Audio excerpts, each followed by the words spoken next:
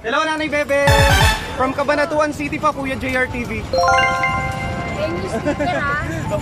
Sige po. Woo!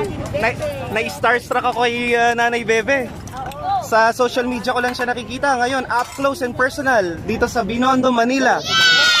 Ako si Aling Oo. Bebe, 1980 ko pa puting na to. Halos ano? Kahit Ilang kaya- years na pala nakalipas, almost Kaya 50 years. Masama ang loob ko, kaya pag inalis ako doon, hindi na lang binigyan ako ng request. Mabait po yung may pwesto nyo na po talaga ito po. Ang palatandaan po, One Luna po ba itong kanto po na ito, ano? Ito po. Katapat ng merong BDO doon sa kabila, may TGP. Ayan. At merong firefighter dito sa gilid niya. Madali lang hanapin, along the highway lang din.